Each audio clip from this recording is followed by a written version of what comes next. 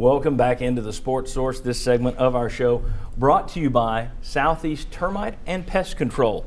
Locally owned, locally operated since 1971. That's a long time ago. That's the year I was born. That's like 1,000 years ago. That's how long they've been in business. Families and businesses across East Tennessee, they handle thousands of jobs. No regional managers for you to deal with.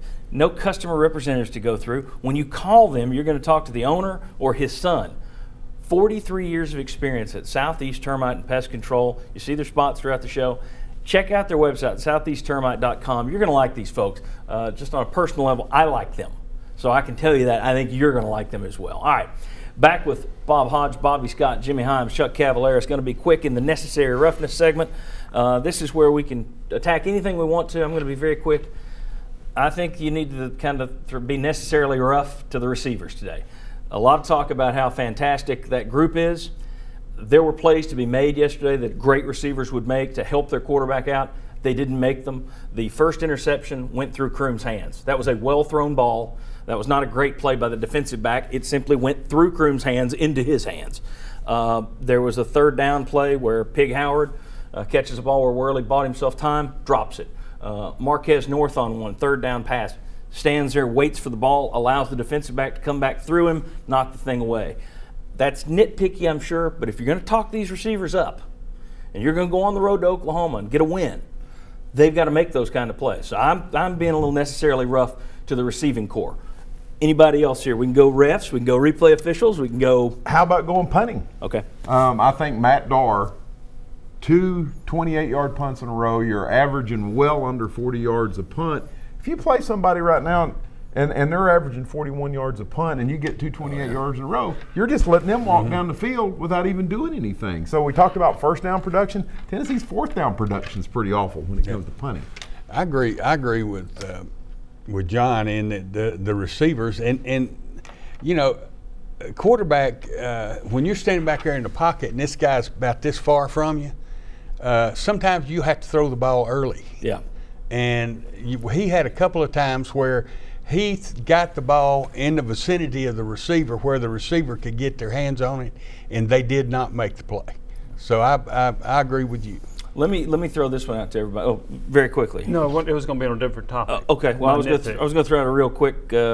Let's get right into the fumble, non-fumble. That's what mine was. Okay. Go ahead. Well, how can you say that the runner's knee was down unless you've got a camera angle that they did not show on the replay? And that's what the referee said. Yep. He said the runner's knee was down. Okay, maybe the left knee was down. We couldn't see that.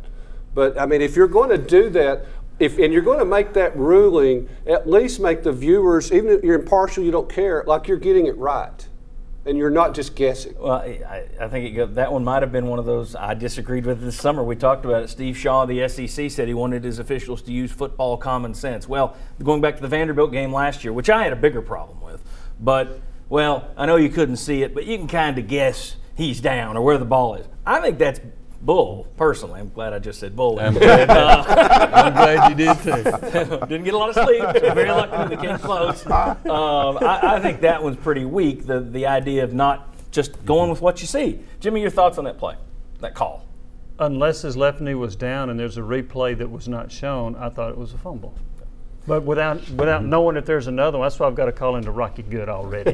See, I thought it was 50-50. When they went to the replay, I didn't see it as conclusive because I'm sitting there thinking, somebody in the booth could look at it and say, the ball is in his arm. Now, is it loose? That's in the eye of the beholder. And I'm guaranteeing you every Oklahoma beholder said, hey, he's got that locked in. Yeah. While where Tennessee beholders said, no, that's If out. the official would have just said it was inconclusive, play stands. Bingo. Right. Then Yeah. you get, Didn't just say get that. it right. Saying the knee. Yeah. That's right. That's where you got it wrong. I agree. Okay. We got to catch a break when we come back. Okay. Oh, well, go ahead, Jimmy, very quick. Oh, this may be double jeopardy, first downs. Tennessee had 32 first downs for 98 yards. All right. That's not very good. 28 first downs gained 22 yards. So 4 plays on first down you did well. 28 plays got 22 yards. That's not very good. Yeah. All righty. Very good. When we come back, quick slants. We got 4 quick topics questions for our panel. We've still got to get to the Georgia Cavaleris line. Plenty more to come on the Sports Source. Come on back.